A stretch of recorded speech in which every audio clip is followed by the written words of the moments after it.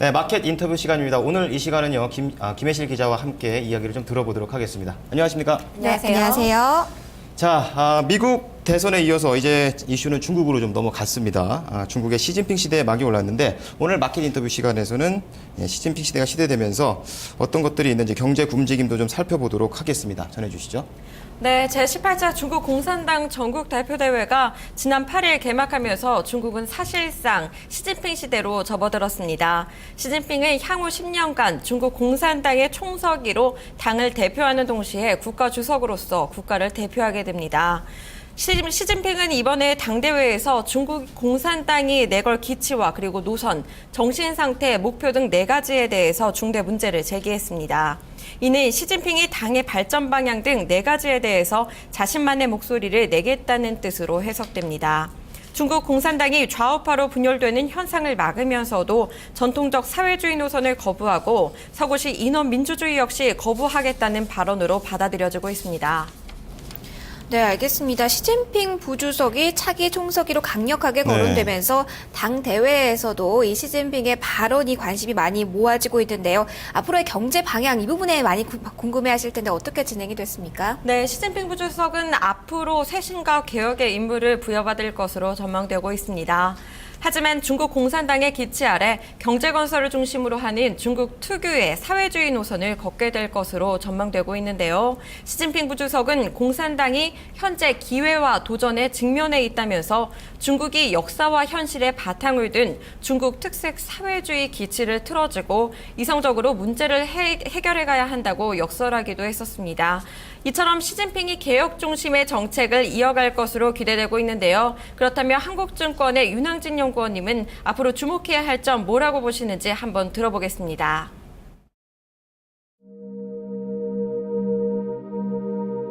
이번 당대회는 아직 이제 종료가 되질 않았습니다. 8일날 시작해서 14일까지 진행이 되고요. 그리고 15일날 이제 새로운 지도부가 이제 만들어진 18기의 1차 중점 회의가 있습니다. 여기서 이제 모든 결정들이 이제 다 인선들이 결정이 되는데요. 그전에는 역시 이제 여전히 예상의 이제 수준에 그칠 수밖에 없습니다. 그래서 정치 색깔이 뚜렷하지는 않지만 우선 말씀을 드릴 것은 이번 이제 당대회 때 주목해 봐야 될 것은 시진핑의 당선이 거의 확실시됩니다. 총서기로 당선이 되는 확실시되는데 그 이외에 최고 지도부인 상무위원 자리를 어떤 사람들이 차지할지, 그리고 그 상무위원이 기존에는 9명이었는데 7명이 될지 9명으로 계속 유지될지, 그 다음에 계파 간에는 어떤 대응이 이루어질지, 그 다음에 이제 각자의 그 상무위원들이 맡는 업무들이 있는데요. 이 업무들을 누가 어떻게 맡게 될지, 이런 것들이 이제 일단은 이번 인선과 관련돼서 주목해 봐야 될 부분입니다. 지금 예상되는 정책, 새로운 지도부의 예상되는 정책은 개혁개방 2기, 그러니까 여태까지 등수평 이후에 30년 동안 이루어졌던 개혁개방 1기를 마무리하고 2기를 열 것이다라고 이제 예상들이 지금 되고 있습니다. 시장주의, 친시장주의적인 그리고 민영화주의적인 그런 개혁개방이 될 것이다라는 예상들이 지금 나오고 있는 상태입니다. 얘기를 좀 들어보면은 이제 기본적인 정책 방향은 개혁 개방 1기에 대한 그 문제점을 좀 해결을 하고 내수 성장 전환 또 민영화 등으로 좀 예상을 하셨는데 이제 안 좋은 것들을 다 이제 쳐냈으니까 이 중국 경제 회복도 좀 기대를 해볼 수 있을까요? 네, 긴축과 성장률 둔화로 그동안 중국의 경제가 많이 위축됐었는데요. 이번 지도부 개편으로 다시 중국 경제가 기지개를 켤 수 있을지 관심이 모아지고 있습니다. 최근 지도부 개편 이후 중국이 경기 부양에 나설 가능성이 상당히 높다는 게 전문가들의 분석입니다. 이렇게 될 경우 수출 중심의 국내 기업에게는 분명히 호재가 될 텐데요. 중국의 내수 부양은 국내 기업의 수출 확대로 연결될 가능성이 높기 때문입니다. 특히 시진핑 총서기 체제가 내놓은 경제 종합 청사진인 제12차 5개년 계획이 담고 있는 내수 산업 구조 조정 등은 중국 수출과 내륙 시장 공략에 나서는 우리 기업들이 주목해야 할 키워드이기도 합니다. 중국이 소비로 경제 정책의 방향을 틀면서 유럽 재정 위기에 따라 갈 곳을 잃은 글로벌 유동성이 중국으로 몰려들 가능성도 커지고 있습니다. 네, 미국과 중국 흔히 이렇게 G2라고 하는데요. 중국에서는 시진핑 국가부주석이 공산당 총서기로 선출이 확실시되고 있고 어제도 살펴봤지만 미국에서는 또 오바마 대통령이 연임에 성공했는데요. 네. 두가 간에 어떻게 이제 향후 전망이 되고 있습니까? 네, 미중 관계는 예전의 미소 관계와는 달리 경쟁과 협력이 공존하는 관계가 될 것으로 전망되고 있습니다. 버락 오바마 대통령의 대중 정책은 다소 유연해질 것으로 전망되는 반면에 시진핑 부주석이 집권한 뒤 중국의 대미 정책은 크게 변화가 없을 거라는 전망이 우세합니다. 두 국가의 관계에 대해서는 긍정적, 부정적 양쪽 모두의 시각이 존재하고 있는데요. 일단 먼저 부정적인 면을 살펴보면요. 앞으로 중국이 비약적인 발전을 하면서 미국에 큰 압력을 줄 거라는 겁니다. 또 중국의 산업 고도화와 위안화의 국제화도 경제적으로 미국을 압박할 전망입니다. 반면 긍정적인 면을 보면요. 현재에도 두 국가 간의 교류가 많은데요. 중국이 4년 내에 무역 총량에서 미국을 제치고 세계 1위가 되면서 무역 불균형이 완화돼 관계가 좋아질 수 있다는 의견도 나오고 있습니다. 그렇다면 한국의 윤항진 연구원님, G2의 새로운 관계에 대해서 어떻게 전망하고 계신지 한번 들어보겠습니다.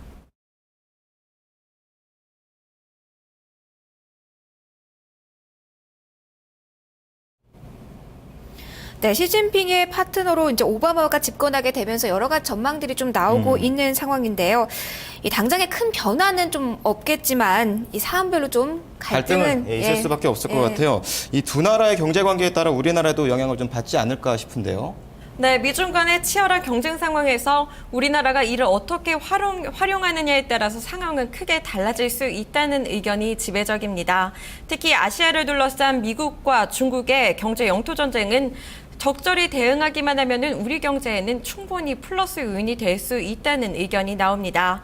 시진핑 시대의 개막은 중국이 커진 위상과 그리고 이를 봉쇄하려는 미국의 노력이라는 관점에서 다각도로 봐야 하는데요. 미국은 후진타오 시대보다 더 적극적으로 중국을 견제하려 할 것이고 이를 우리가 어떻게 이용하느냐가 중요하다는 겁니다. 중국과 미국은 모두 아시아 태평양 지역으로 권력의 중심축을 이동하는 피봇 투 아시아 정책에서 구심점 역할을 하기 위해서 한국을 끌어들이고 싶어 하기 때문에 한국이 중요한 입장인데요. 중국은 한중 FTA의 속도를 내고 그리고 미국도 중국의 영향력 확대를 견제하기 위해서 환태평양 경제 동반자 협정 추진에 박차를 가할 것으로 보이고 있습니다. 그럼 이제 관계만 놓고 보면은 이제 이득이 될 수 있다. 오히려 얘기를 했는데 얘긴데 중국의 인맥을 좀 중시하고 외부에 대한 통제가 좀 워낙에 좀 강하다 보니까 우리나라 기업들이 피해를 보지 않을까 좀 걱정이 되기도 하는데요. 네, 중국은 인맥을 관시라고 부르고 실제적인 틀로 규정할 정도로 중시하고 있습니다. 특히 정부의 입김이 세기 때문에 관료나 당 지도부 같은 권력자와의 관계가 필수적인데요. 실제로 현재 사업을 하는 기업인들이라면 더더욱 그렇습니다. 우리 국내 기업들도 중국 사업을 위해 관시에 상당한 공을 들여온 것으로 알려져 있는데요. 삼성그룹은 중국의 차기 권력자와도 장기간 원만한 관계를 형성해 왔습니다. 2010년 베이징 인민대회당에서 시진핑 부주석은 당시 삼성전자 최재성 대표이사와 이재용 부사장 등을 면담하고 삼성그룹의 중국 사업과 관련한 장기 협력 방안에 대해서도 깊이 있는 논의를 한 바 있습니다. 그리고 구본무 LG 회장 역시 지난 2005년 시진핑 부주석이 저장성 당석이 신분으로 있을 때 LG 트윈타워에서 만나 LG와 저장성의 협력 방안을 논의한 바 있었습니다. 현대기아차도 중국의 핵심 지도부들과 관시를 차곡차곡 쌓아왔고요. 대부분의 우리 대기업들이 관시를 쌓기 위해서 많은 공을 들였던 것으로 알려져 있습니다. 다만 우리 중소기업들의 경우 여력이 되지 않는 만큼 새로운 관시를 쌓기 위해서 힘들 수 있는 기업들도 나타날 수 있다는 우려가 나오고 있습니다. 그렇다면 한국증권의 윤항진 연구원님은 이것에 대해서 어떻게 국내 기업의 영향 어떻게 보시는지 한번 들어보겠습니다.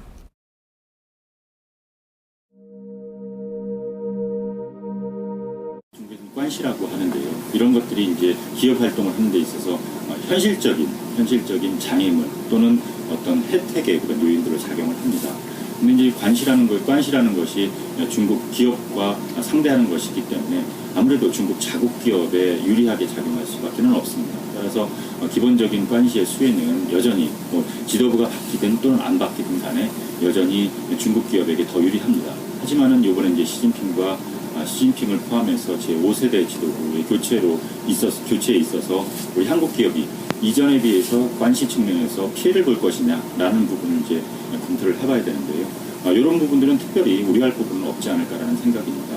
오히려 시진핑의 이제 총서기가 될 텐데요. 시진핑 총서기 후보자 같은 경우에는 아무래도 우리나라 한국 기업과 한국과의 관계가 오히려 후진타오보다는 좀 더 밀접하다라고 알려지고 있고요. 한국에 이런 방문을 한 것도 세 차례, 그러니까 지방 성장을 할 때 또는 지방 총서기를 할 때 이제 방문을 했다라고 알려지고 있고, 지금 예상되고 있는 그 상무위, 그러니까 최고 지도부 층에서도 지금 그 후보 중에 한두 명은 굉장히 한국에 밀접한 관계를 갖고 있다라고 알려지고 있습니다. 따라서 한국에 대한 이해는 오히려 이전에 후진타오와 그 상무위원 4세대 지도부보다는 오히려 더 밝고 깊다라고 봐야 될 것 같습니다. 다만 이제 그런 부분들에 있어서 이것이 반드시 수혜로 보기보다는 또 반면으로는 우리의 그 어떤 속속을 너무 잘 알고 있기 때문에 오히려 역효과가 나는 부분도 분명히 있을 겁니다. 하지만 전반적으로 봐서는 역효과보다는 오히려 이제 수혜 쪽이 조금 깊지 않을까라는 생각을 하고 있고요. 따라서 개개의 그 상무위원, 시진핑 또는 상무위원과 개인적인 친분을 갖고 있거나 또는 중국이 지금 국가적으로 밀고 있는 그 개발 구역이 몇 군데가 있습니다. 지금 요번에 이제 올해 란저우가 포함이 되면서 4개의 지역구가 있는데요. 이런 곳에 이제 진출해 있는 한국 기업들 같은 경우에는 계속되는 관시에 일정 부분의 수혜가 있지 않을까 예상합니다. 네, 윤항진 연구원은 전반적으로 이 개인적인 친분이 긍정적인 측면으로 작용할 가능성이 높다라고 코멘트를 해주셨네요. 국내 증시 영향력, 국내 경제 영향력을 좀 살펴보도록 하겠습니다. 과거와 같은 고성장은 좀 힘들 것으로 보이는데 우리 경제에 또 어떤 영향 좀 미치게 될까요? 네, 시진핑은 기본적으로 한국을 잘 이해하고 있는 만큼 한국 입장에서는 중국과의 협력 관계가 긍정적일 것으로 전망되고 있습니다.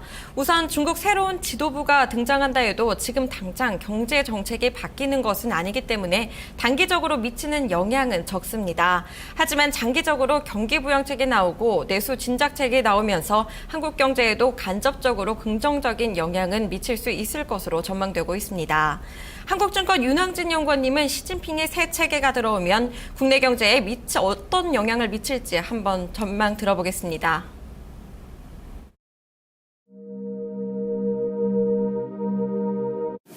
이제 시진핑의 시대, 제5세대 지도부의 세대가 되면 한국 경제에 어떤 영향을, 특히 경제에 어떤 영향을 미칠까가 이제 가장 큰 관심사입니다. 일률적으로 말하기는 어렵다라고 이제 한마디로 말씀드릴 수 있는데, 그 얘기는 뭐냐면 시진핑이 또는 새로운 지도부가 등장해서 한국 경제에 반드시 득이 된다 또는 실이 많다라고 말씀드리기가 일률적으로 말씀드리기가 어렵다는 말씀입니다. 호재와 악재가 섞여 있다라고 말씀을 드릴 텐데요. 우선 이제 나쁜 거 먼저 말씀을 드리면, 악재를 먼저 말씀드리면, 방금 전에도 말씀드렸지만은 GDP 성장률의 기본 축이 10%대에서 7 내지 9%대, 그러니까 10%대 아래로 떨어지는 것 자체는 전반적으로는 악재다라고 말씀을 드릴 수가 있고요. 그리고 이제 중국에서 자국 기업 밀어주기, 그러니까 보호주의적인 색채가 조금 더 강화될 것이다라는 부분은 상대적으로 우리 기업에게 역차별의 그 어떤 그런 흐름이 있기 때문에 이런 부분도 이제 악재다라고 봐야 될 것 같고요.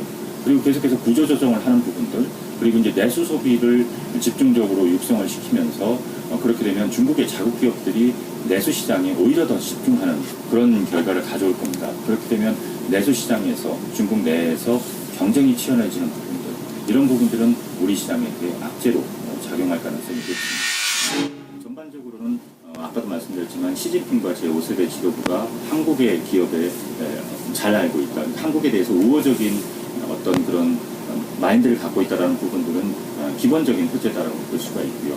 그리고 이제 정책의 연속성이 계속된다는 부분, 5년짜리, 10년짜리 장기적인 정책상에서 내수 소비 위주의 정책이, 내수 쪽의 위주의 정책이 계속해서 이어진다는 것은 기존의 이 시장에 진출해 있는 내수 업종, 내수 산업에 진출해 있는 우리 기업들의 수혜가 또는 연속성이 계속될 것이라는 부분도 분명히 호재고요. 그리고 시진핑의 제5세대 지도부가 역점적으로 발전시킬 것이다라고 예상하는 부분이 서비스업 쪽과 금융업 쪽입니다. 이런 부분도 중국에 비해서 상대적으로 우리가 조금 더 발전되어 있는 부분이기 때문에 이런 기업들 같은 경우에는 장기적으로 호재가 이제 앞으로 진행이 될 것이다라고 말씀을 드리고 있습니다. 그리고 이제 친환경이라든가 어떤 헬스케어라든가 하는 기존에 한국에서 소비를 많이 하는 그런 기업들 같은 경우에도 차세대 지도부 기간 동안에 계속해서 수혜가 확대될 것이다. 호재다라고 말씀드리겠습니다. 네, 윤학진 연구원 김혜실 기자 말씀 잘 들었습니다. 고맙습니다. 네, 네, 감사합니다. 고맙습니다. 네, 저희는 4부에서 계속 이어가도록 하겠습니다.